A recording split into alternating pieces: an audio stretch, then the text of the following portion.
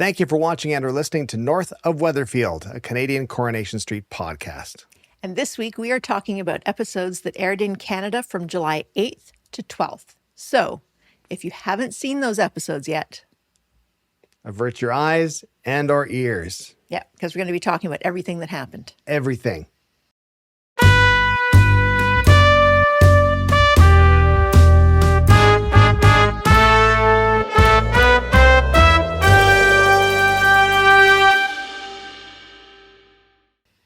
I'm Brittlestar. I'm Shannon. These aren't our real names, of course. Our real names this week are... Do you have one yet? Want me to go first? Yes, you go first. Okay. Is it? Is that Steve? What? Well, it is almost kind of Steve, but not quite Steve. Let's see if I get a better angle here. Let's see. Well, yeah. Well, yeah. Better not be Michael again. You're always Michael. It's Tyrone. He wants everything to be simple. Don't we all? Yeah. Don't exactly, we all? Exactly. All right. I'm going to be... Right. Do you want to tell me what you want and I'll ruin your life and your relationships at the same time? Also, would you like some tap water? Wait, who are you? Are you Bernie? No. Who are you? Oh, Shona. No. Who? I'm Amy. Oh, that was pretty good. But you do a better Amy. I know, but that was specific to this week. She wasn't being a normal Amy. But if you add that in for the impression's sake, if you add the right. Note taking and then do the Amy face, okay. Yeah. Do you want water? Yeah, that's better. That's good. There we go. Like it. That's good. So this week we are going to be talking about Chesney and Gemma, George and Glenda, yeah, Kevin and Abi, Dee-Dee and Joel, Paul, Ken, Cassie, and Steve, Toyah, Nick, Leanne, and Rowan. Okay. So starting off with Chesney and Gemma. So I found their storyline quite heartbreaking this week. It was heartbreaking. That was my big moment this week of, because we watch it, we try to think of like funny moments and sweet moments, tender moments. Yes. What do we call them? Heartfelt. That's what we call them. But I felt like it was, because I think we've kind of been almost in that same situation before. Sure. And it was heartbreaking to watch them not have enough money to take care of the kids they want the way they feel the kids should be taken care of. Yeah. So Ches and Gemma need a new boiler. Yeah. Which is how you get your hot water and it's summer, but that's also how you get your heat. Usually there in the UK. It's summer, but it's also it's your showers. Yes. Yeah. The landlord isn't convinced that he has to spend money on a new boiler. He says maybe it's fixable. He's going to get a second opinion. Right. And he seems to be taking his sweet time doing that. So in the meantime, they are going to the local swimming pool to shower everybody. Yeah. Those who are going to fancy schools, such as Oak Hill, get to go to Dev's to shower with his rain shower head.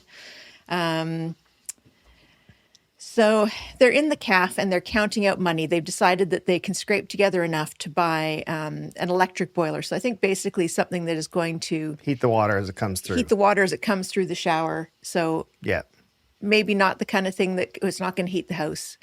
Might not work for showering. Cost a fortune to make a bathtub. 8 people a day? Yeah. Yeah, a bathtub for little kids? Yeah, exactly. But anyways, they need to do something. So they've decided to do that. They count it all out, and they're slightly short. They're short about 5 pounds. Joseph asked to count it out again. I thought it was like 20 pounds they're short. No, I think they're only short a little bit. Okay.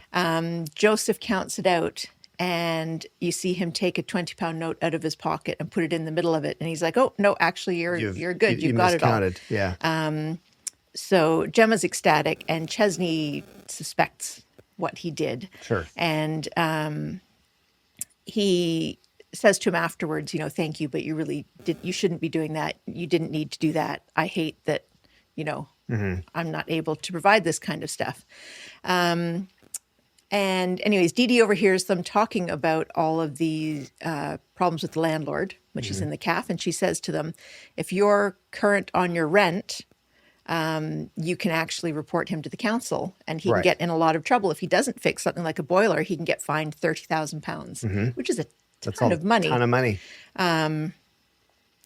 And so Gemma uses this newfound knowledge and Yeah. contacts the landlord again and lays it out for him and says, you have to come and fix this. Otherwise, we can report you. Landlord comes out, brings someone to replace the boiler, says, yep, it is because of your phone call. And also, oh, yeah, I'm selling the house because I don't want to be a landlord anymore. Here's your eviction notice. Get out. Because they can evict when they're selling there. Yeah. And so they're obviously devastated because Right. they have to find somewhere. Right. And I can't imagine trying to find somewhere that would fit that many people when you've been renting for that long. Oh my gosh. Yeah. Yeah. And to add to it, Gemma has opened up a piece of mail. And while she was at the cash and carry for work, she got a £70 parking ticket. And when she got that ticket, I have had a ticket before for parking or something where you get it and you're like, oh no, like how am I going to pay for this? Yeah. This is the straw that broke the camel back. Yes. The camel's back. Yep, exactly. And then also, Karis's shoes are so small that she doesn't want to wear them. They force her into them because she has to go to school in them, can't wear her wellies. They're going on a school trip. And Gemma gets called to pick her up from school because she's in tears because her feet are so sore. Yeah. So, Heartbreaking. yes. Heartbreaking. So Gemma takes Karis to the fancy shoe shop Yeah. that the Oak Hill people recommended because there's a 50% off coupon. Yeah. And so they measure her feet and they're like, oh, well, this is why her shoes are never fitting her properly. She has a really wide foot. And, you won't be able to buy her shoes in like the equivalent of a Walmart or whatever. Yeah. You're going to have to go to a proper shoe shop to get them. So they find these great shoes. Gemma says, here's my 50% off coupon. They say, oh, that only applies to sale merchandise, last year's merchandise. Yeah. And we don't have anything in her size. So that pretty much breaks Gemma because, as she said, now shoes are a luxury item. Like we Yeah. can't just go get any shoes. We have to get Specific type of shoes. Yeah. And the sales assistant has gone to see if she can try to get her a 10% discount or something. But these shoes are still more than double the amount of money they have left to spend for one entire week for the whole family. Yeah. So she grabs Karis and they leg it, wearing the new shoes, leaving the old ones behind. Gemma gets home. She feels awful about it. She tells Bernie what happened. Yeah. Bernie has weird lines. Because Bernie is like, that is absolutely unacceptable. You can't do that. Yeah. And I mean, she's correct, but Bernie has weird lines for what's acceptable and what's not. Well, I think that her lines are drawn between what she's willing to do and what she doesn't want her kids to do. Right. So That's her line. maybe Bernie would have stolen the shoes. Bernie would have been like, what shoes do you want? Sure, I'll swing. Let's all roll the dice. Yeah. Yeah. So that's when Gemma had her big breakdown about everything. And yeah, it was heartbreaking. It was heartbreaking because, like I said, I think we've been there, and I'm sure a lot of like new parents have been there as well, or young parents have been there, where you just don't have the cash. You think, oh, my kid deserves the best, but you can't. Or even adequate. Or My kid deserves just, adequate. I think that's the heartbreaking point, is that they deserve the best. I can't even provide them with adequate, which is heartbreaking. But let me bring this back to a non-cry, non-sad Please. angle. If they'd have just let their pictures be on the bus, none of this would have happened. None of this would happen. If they would have just swallowed their pride, that's all they had to do is swallow their pride momentarily. Yeah. Then they would have had all the money they needed to take care of the quads. They would have had no worries whatsoever. But instead, they chose pride. And that's why my saying is pride is expensive. Well, also they were not willing to exploit their children, who were not able But it wasn't to give really, consent. I mean, it was exploiting, but it wasn't really exploiting. I mean, you can certainly draw lines. Yeah. You can draw lines of like, where they're not going to, like, we're not going to make human pyramids out of them. Now, Chesney has also been going through the same thing this week. Joseph was getting dropped off by a friend's mom from Oak Hill, and she saw Chesney outside, and Chesney's like, do you want to come in for a cup of tea or whatever? And she's like, no, I have to get going, and I should let you get back to your catering empire. And Joseph was sort of silent, and they went back in, and Ches was like, why are you saying this kind of thing? And Joseph said, I just said where you worked. They're assuming that you own the whole shebang. Yeah. And Chesney was upset that and understood why Joseph was ashamed of everything. Yeah.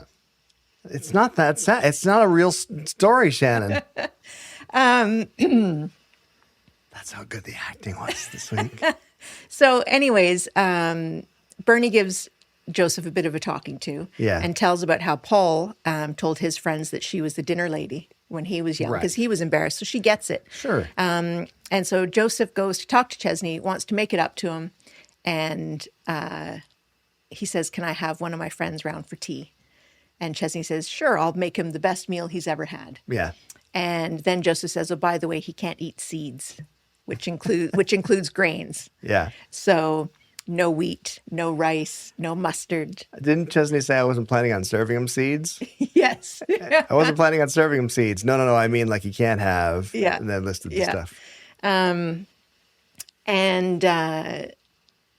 Then Chesney's talking to Gemma, and he doesn't know how he's going to do this because they have, they don't even have enough money really for one more meal to add to the week. Yeah. Never mind a fancy meal. Never mind and impress your kids' pals meal. If you can't use basics like pasta and rice. So, and then when Joseph does turn up with his friend, he's actually got 3 friends in tow. Which he asked. He asked that. He's a little distressed that Chesney is not in the kitchen cooking. Sure. Quite understandably. As you would be. Meantime, Gemma then heads out the door, leaves Bernie in charge, and goes back to the shop with the shoes, walks in with them. Sales assistant says, that's the woman. And she throws the shoes into the store and legs it out. Yeah. Yeah. So, I don't know their last name, actually. I can't remember.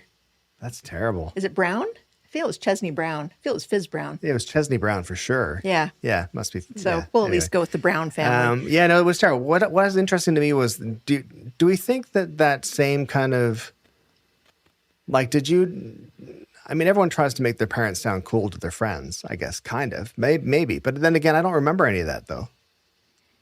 I think it's less necessary if you probably went to school with kids that were all kind of the same demographic. Maybe. Like, my public school had, like, a lot of, like, factory working families and all that kind of stuff. Your dad was in management. Like, you were. Yeah, but I think I didn't even really know what he did. People would be like, what does your dad do? And most of my friends would have went, I don't know. I don't know. Yeah. He's gone most of the day, comes home. Yeah. Here's my question. Is Linda going to buy the house? Absolutely. 1,000%. I hope so. Absolutely. I hadn't thought of that. Yeah. I knew something was going to happen. Something was going to transpire because there's no way from an outside the story perspective, they're going to get rid of that set. The landlord doesn't sell it and remove the house. Someone else owns it and new people would move in. Yeah, but it's all done up in that style for the quads, the mysterious quads that are sometimes there and sometimes not there. Yeah. And then, I think I knew something was going to happen, but I think Linda buying it is a really good, educated guess. Yeah. I like it. And I feel that she could probably get it for not too much money, and then maybe they wouldn't need to pay any rent, and they could actually get ahead. Yeah, and then stupid Gemma will make a big fuss of it. No, we can't let her do that. We can't let her do that. We can't let her do that. Gemma, just, if you're listening, just swallow your pride. Yeah. Let Linda help. People want to help. Yeah. Let them help. Yeah. Okay, so George and Glenda. Yes. They're only in it briefly this week. So George comes up to Michael and Glenda. In the calf, and he says, "Listen, even though this thing is going to end up going to court, we're family. Yeah. I want to bury the hatchet. Yeah. We shouldn't be at each other's throats all the time." And the electricity between Michael and Glenda is just off the charts. Well, it is just, there's so much hot romance between the two of them. Listen, that's the least stretch of a romance on the street this week, but we'll get to that. And Glenda says, "Are you going to be nice to Michael as well?" And George steps up, says, yep, Michael, I apologize. I was rude to you. Yeah. I won't do that again. Let's be friends. Let's go out for a pint. Yeah, that's fair. And Michael says, great. And Glenda's like, oh, no, we're busy. And afterwards she says to Michael, I think you're too nice. You're going to get suckered into George. Believe whatever he says. I don't think you should hang out with him without me. Right. And, but then she decides, oh, maybe actually it would be good to have someone on the inside. Yeah. So maybe you can go out with him at some point. Yeah. So here's my question. Are George and Glenda, brother and sister, are they both just always really angry underneath, covering it up with being jovial? Like Glenda has She's got a darker side. but she's got a deep level of hatred going for George at the moment. Like She does. the way where even when George was like, okay, let's work forward through this, she took the money he gave her, 20,000, and just used it to hire a lawyer to try to take him down. Yeah. You know, Yeah. and George, we've seen his temper flare up a lot. We have. Maybe. I don't know though. Maybe. Like you think you like them both, but then it's like, oh, are they both big jerks? Oh no. They might be. I know. I hope not. I guess we'll find out. I hope not, because I like them. Love of a good man will bring Glenda around. Plus, Michael doesn't deserve to be stuck between two angry people. No. He's a lot of things, but he doesn't deserve that. Kevin and Abi.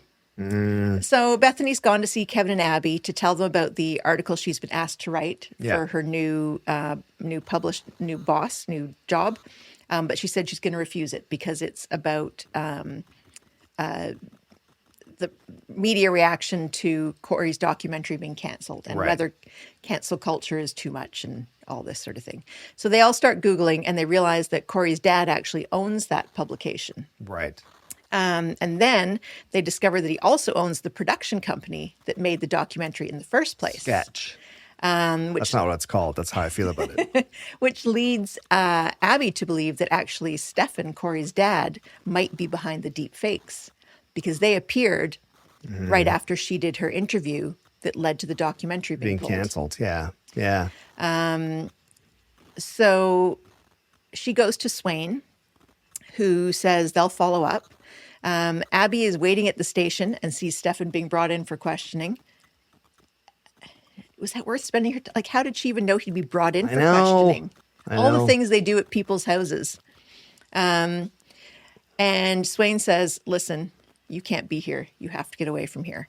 Kevin later sees Stefan or hears that someone saw him, so he's been released. She talks to Swain again. Swain says he denied any knowledge. He offered that they could check his devices because he was only under caution. He wasn't being arrested or formally questioned. So they didn't check his devices because they didn't have the grounds to do so. Yeah. And Abby is alternately very angry at them for not having checked them, but also says, well, he'd have wiped them anyways if he offered you could check them. So which is it, Abby? Yeah. Like, and there's nothing worse than the police getting evidence that they obtained illegally because then you can't do anything. Can't do anything. You can't use it. Exactly. Yeah. So she then goes barging into Stefan's office. Yeah. And accuses him of being the one who made the deep fakes. Yeah. And he does seem surprised that she's figured out that he owns the documentary production company. He was shocked at that, for sure. He wasn't surprised about the article. Yeah. But that bit surprised him. But he's unapologetic about all of it. Yeah. And she leaves before getting arrested. Article comes out with someone else having written it. Kevin tells Bethany if she really wants to help them, she should give him her pass for the publication building. She goes to get it back the next day, and she says, what did you get up to? And he says, I'm not going to tell you. Don't want to implicate you. There you go. Thanks. Tyrone gets another video. He seems to be the only person who checks the email at the garage. But it seems to come in automatically. Yeah. It's just when he happens to be there at the desk. Exactly. Maybe all the rest of them are only playing computer games. Yeah, maybe. Yeah. So he gets another video and he shows Kevin. So Tyrone thinks it's another deep fake. It's showing Kevin rifling through Right. office drawers, obviously breaking into somewhere. And Kevin says, don't worry about it. Ignore it. Not a big deal. Kevin then goes to the salon and finds Max and says, I got this phone. So obviously he stole the phone from Stefan's desk. Can your pal get into it? Do you know someone who can get into this? And Max says, I can't get into it. I might know someone who can. We'll see. It's the same guy that was trying to trace the IP address. I guess so. Yeah. Yeah. So Max is at home with the phone. Bethany comes in, immediately sees the phone and knows exactly what it is. Yeah. Because she's no fool. She's no fool. She tells Our Max. Bethany. She tells Max it's illegal to hack a phone and you could get in big trouble. And she's angry. She essentially grabs it from him, marches over to Kevin and says, Kevin, it's illegal to hack a phone. Plus, keep my, what is he? Nephew? No. Yeah, nephew. Yeah. Cousin. Keep my cousin out of it. Yeah. Much like everyone else on the street, Max has already spent time inside, so he can't have another strike against him. Exactly. So then Kevin goes barging into Stefan's office. I really feel that Stefan needs better security protocols. I agree. And Kevin says, I know what you did. You were the deep fakes. And he says, but the reason, how I know you did it? And because the Stefan guy's like, have you managed to get into the phone? And he's like, no, but I'm working on it. I've got a guy working on it. Yeah. He's like, you'll never get into it. And he's like, plus there isn't anything on there. He's like, no, I know there is, because otherwise you'd have told the police about me breaking in. Yeah. Very astute. Very astute. Good poker player. Yes. Yeah. So Kevin says, here's the deal. You pay for Abby's videos to be removed from the internet. Yeah.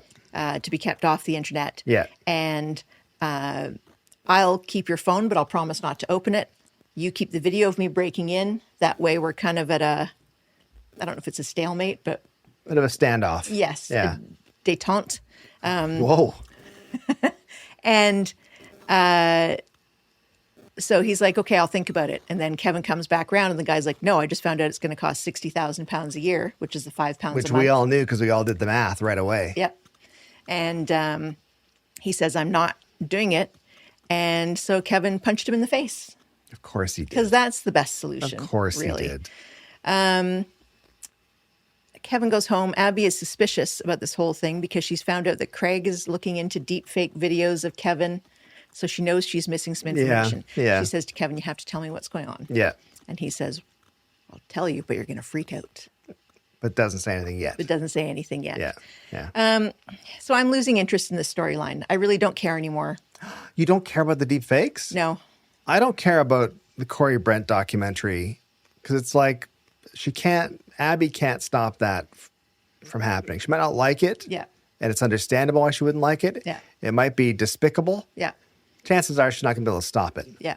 So she's just got to leave that alone. The deep fakes, however, that's a big deal. I know. But everyone, all it is people barging into that guy's office. Well, I guarantee Stefan, he said to Kevin, well, yeah, it's all my computer equipment around here. Of course it was me that did it. Ha, ha, ha, sarcastically. There's no chance I wouldn't have been able to do that. And, of course, no one thinks that he did it. No. Like he's sitting down, copying and pasting faces and... Yes, writing code or whatever you do. Yeah. Yeah. That shows how much we know, copying, pasting, and writing code. All the artificial intelligence things you do. Yeah. But also, so here's one more reason I'm annoyed with Kevin. And it's also a plot hole because I think this would have been the case. But so Bethany has started 2 days ago at a writing publication. Yeah. Somehow she has an in-office job that allows her an all-access pass, including to the boss's office. Listen, our Bethany is smart. She's adorable. And also, no one is able to say, oh, yeah, this guy broke into the office. Stefan doesn't seem to have worked out that it was Bethany's pass that was used to get Kevin in there. Once you knew Kevin got in there, wouldn't you say, hey, security Wait a minute. logs? Exactly. How did someone get in the building? Who beeped in? Yeah. Yeah. Lots of plot holes. Yes. Anyways, like I said, I'm about done with it. All right, Dee-Dee and Joel. Okay. I'm worried that this storyline is going to drag out even longer. Oh no, I think it's taking an interesting turn. I think it's okay. We're getting out of the boring Onwards. stuff. Okay. So Joel tells Dee-Dee that his parents don't actually know about the engagement, and says that he will do it. He's just not looking forward to doing it. Right. Now, to be fair, I think they've been engaged for about 2 days. Yeah. And we know he's having a rough relationship with his parents. Yeah. But Dee Dee's talking to Ed about it, and Ed says, you need to try to make peace with them. Mm-hmm. And, I'll go with you to do it because I should get on better terms with them because I'm going to spend holidays forevermore with them. Mm-hmm. And says we should go to lunch. Yeah. So we then see Dee Dee finishing up a phone call, obviously with Joel's mom, and it seems to be going very, very well. And they've agreed they're going to have lunch the next day. Mm-hmm. Joel comes in as she's finishing up. She doesn't tell him who she was talking to.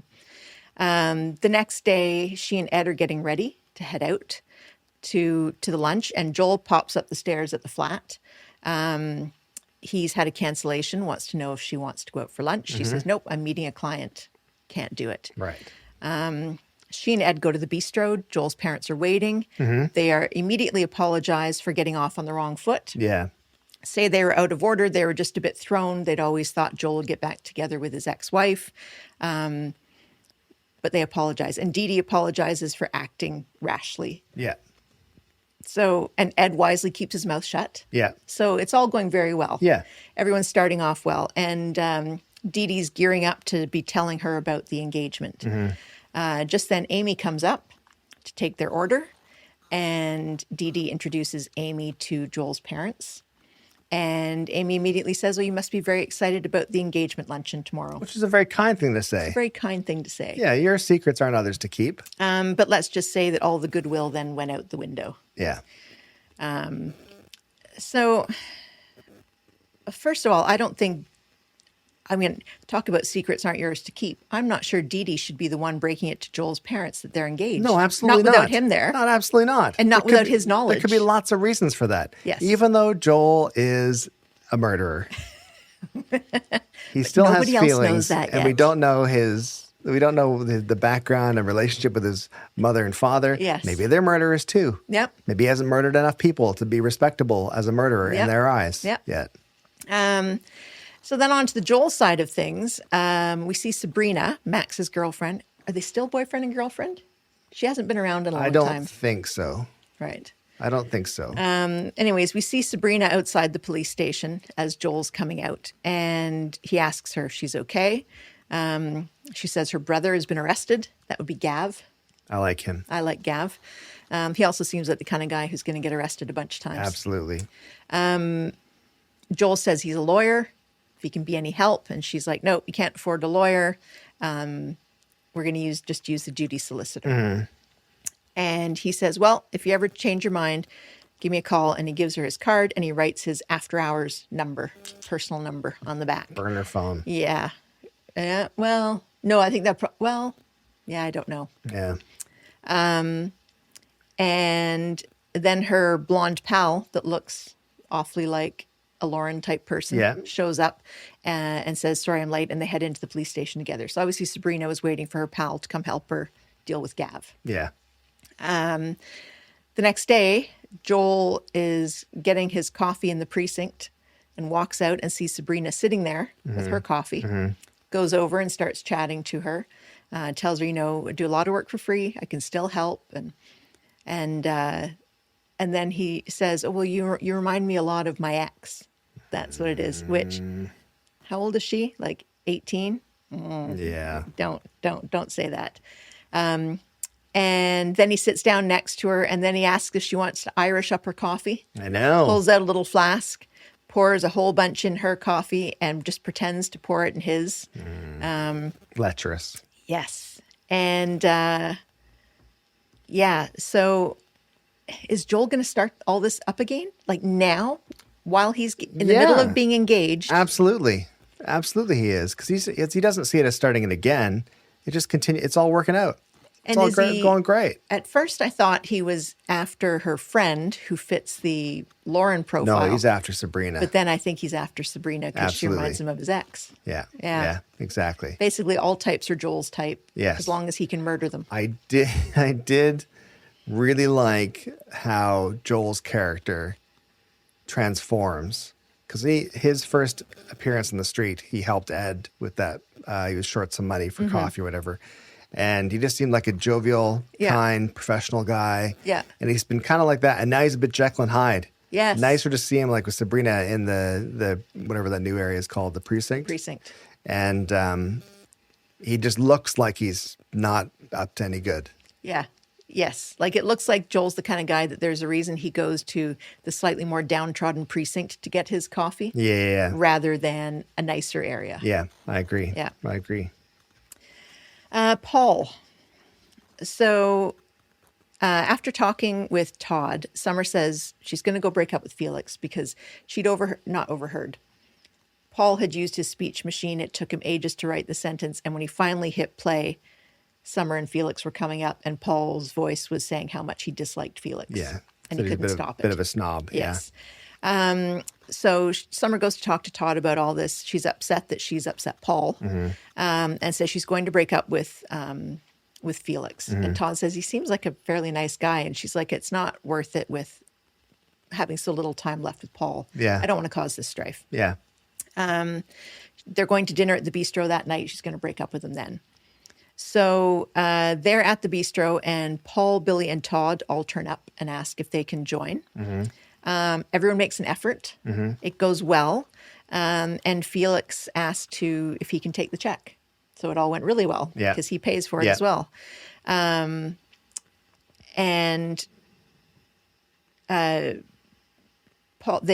announces actually that everyone can go back and drink Billy's booze at Billy's place. Yeah. And Paul asks Summer if she'll hang back for a bit.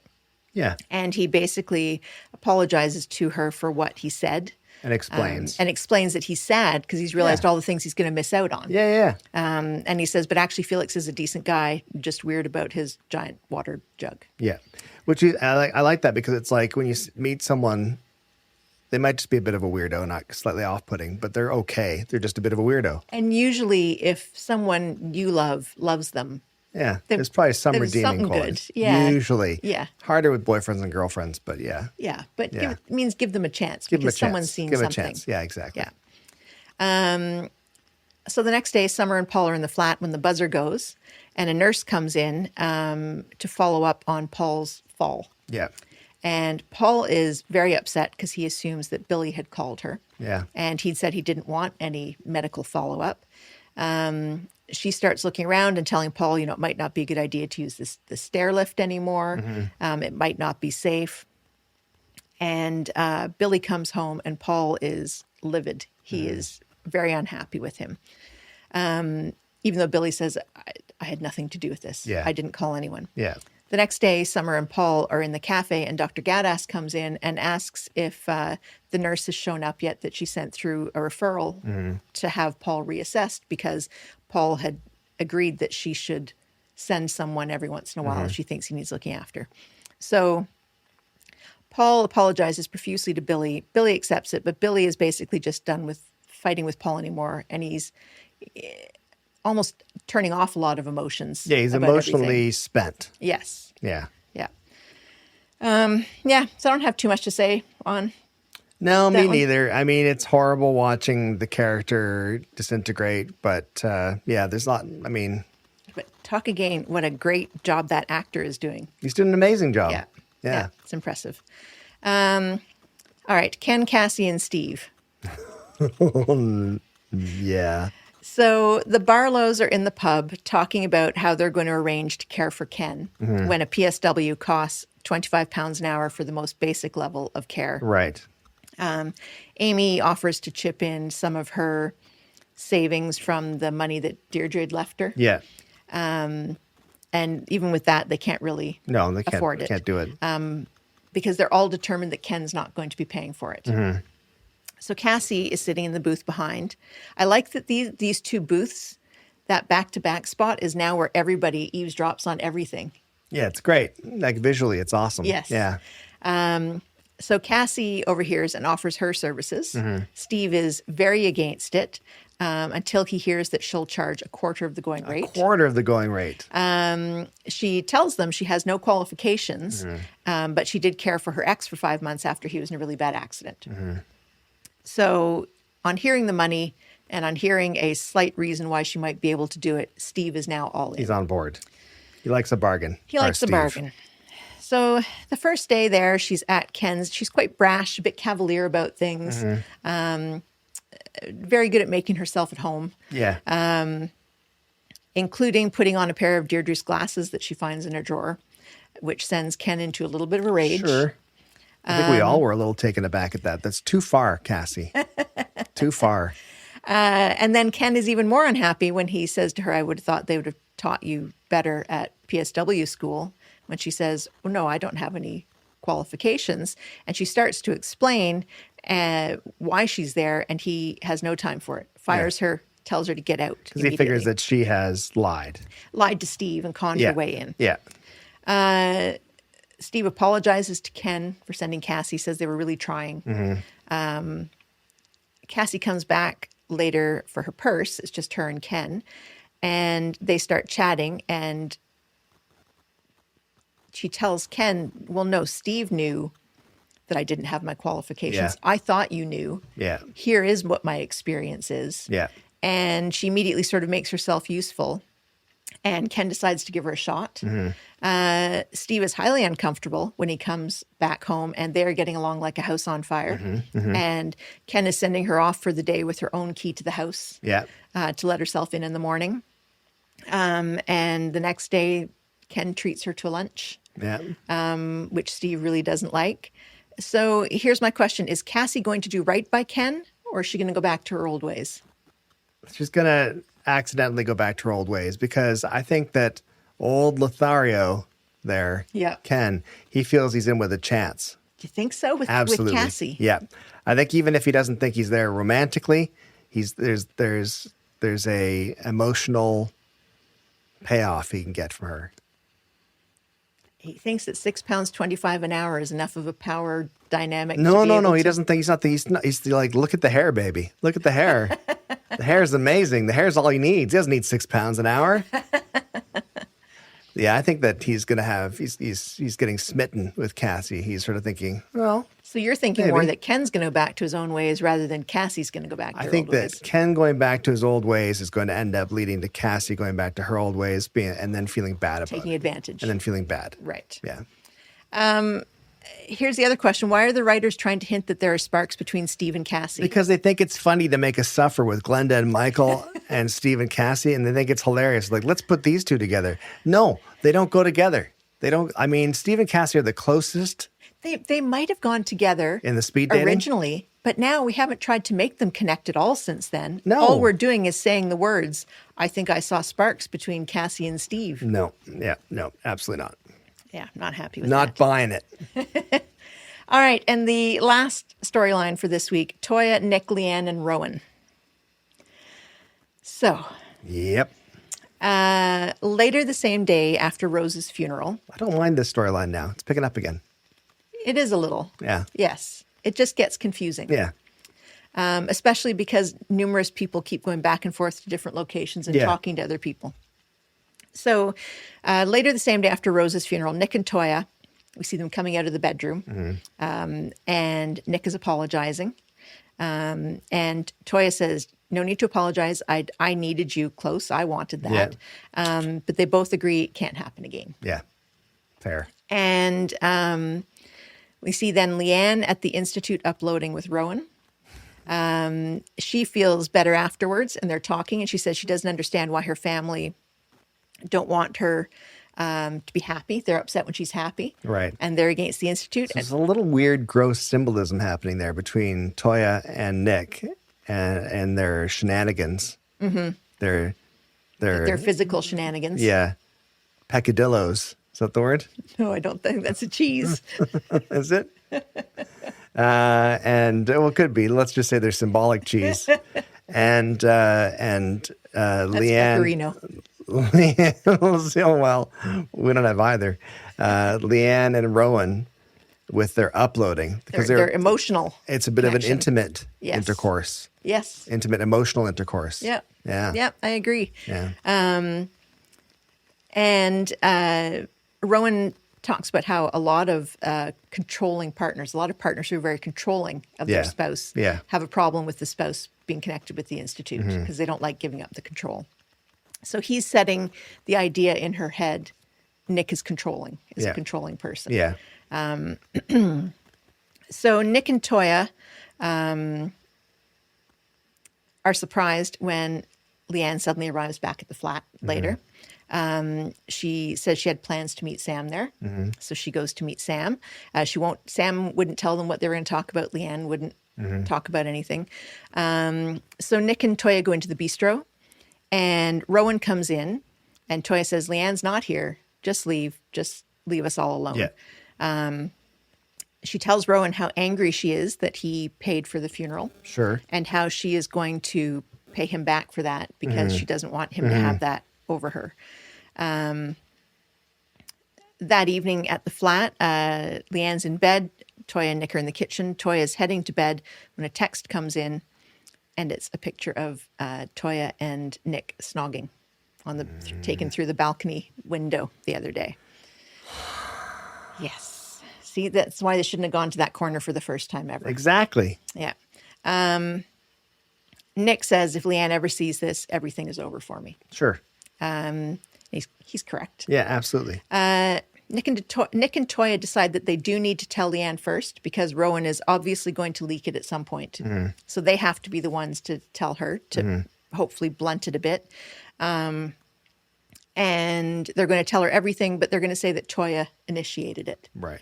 Right. Which, I mean, she did. Yeah. But anyways, because Toyah doesn't want Nick and Leanne to break up because she doesn't want Sam to lose To suffer. Yeah, to lose his family. Although Sam's pretty agreeable, I think he'd be okay with Nick and Toyah as his parents. You're like, it's fine. Nick's his dad. Exactly. Yeah. So Rowan then walks into the bistro. Leanne greets him and says that she had agreed that Rowan and the Institute could use the corner of the restaurant for a meeting. Yeah. And Nick is highly agreeable to all of this because he doesn't want to have Rowan blurt anything out at the moment. And so away they go, and Rowan's giving the speeches, and he announces that Leanne has made level 5.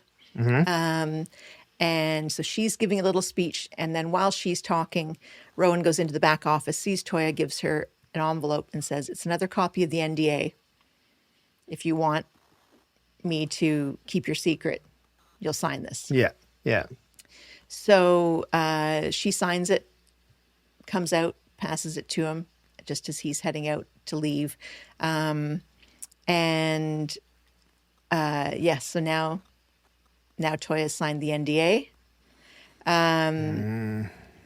So first of all, I was going to ask, do we think it's not over? No. Absolutely not. So here's 2 other things. One, a few listeners pointed out that they think that Willow is an AI. I thought so too. That was my first thing initially. I was like, is that supposed to be AI as well? I actually thought, when the laptop's at a bad angle and everything looks a bit weird. Yeah. But then afterwards, because I think that Rowan might be the kingpin. He might be. And he's doing a bit of a Wizard of Oz. Yeah. Don't check behind the curtain. Yeah. Yeah. But here's the other question. What was Sam talking to Leanne about? So Leanne came back because she'd prearranged to meet Sam to talk about something. And Toyah and Leanne asked Sam what she was going to be talking to him about, and he wouldn't tell them.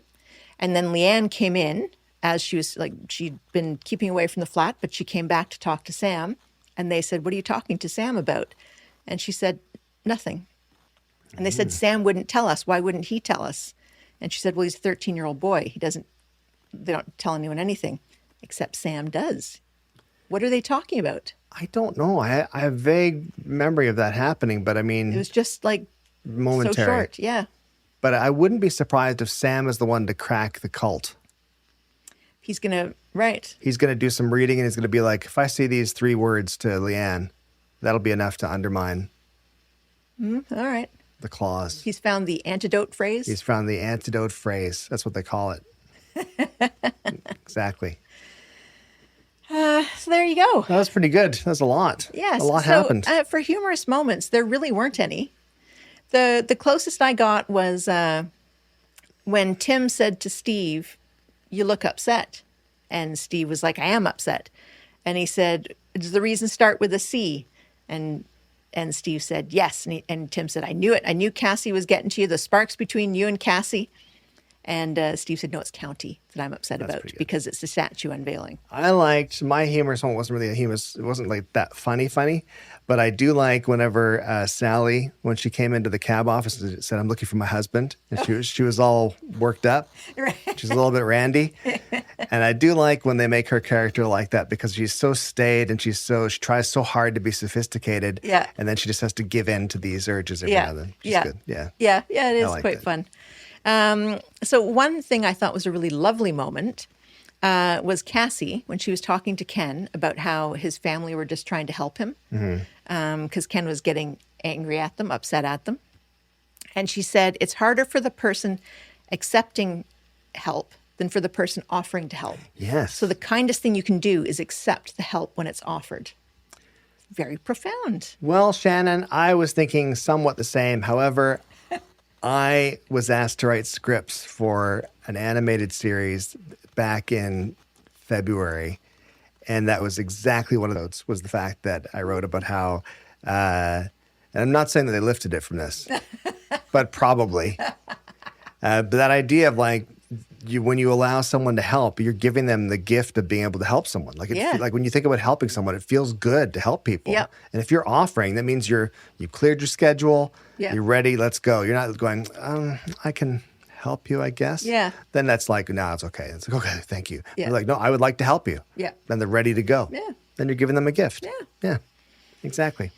Well, that's pretty good, Jenny. Good summary, good synopsis. Thank you. Remember, you can subscribe at weatherfield.ca with your email address, and you'll get an email notification every time there's a new episode out. Of course, you can also subscribe and follow at your favorite podcast platform, North of Weatherfield. That's where we are. We have been on fire in the charts this summer. Have we? Yes. I thought you were just talking about the fact we don't have AC on and it's getting a little bit No, it is warm AC. in here. AC's on. No, we're on fire in the Canadian after shows. Yep. On Apple Podcasts. I think we were in the top 60, Oof. which is pretty good. I think we're 58. And then in the Great Britain, the UK after shows. I like to think it's just all the Canadians on holiday over there. It might be. And they're trying to Keep up and not see what's happening. It might be. Yep. So there you go. So make sure that you, if you're on Apple Podcasts, hit that subscribe button and listen along. Helps us out, which is good. And we should probably play the theme. Here it goes.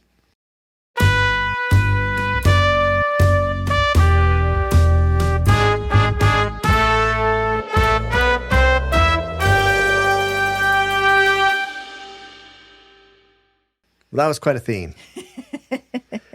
So I think we should credit ourselves this week because I was in Calgary and Winnipeg, and I was still able to watch all episodes, which is pretty good. Yep. Right? That's diligence. Yep. Commitment to the craft. Yep. We'll see in about 2 weeks. You're going to be in a bunch of places. We'll see if we can Might keep it get up. slightly more difficult. I will be traveling around the East Coast, and as long as the crew I'm traveling with, the production crew, don't mind listening to Coronation Street while I'm watching it on my phone, it'll be fun. It'll be good. Anyway, thanks so much for watching and or listening. We'll see you next week. Take care. See ya.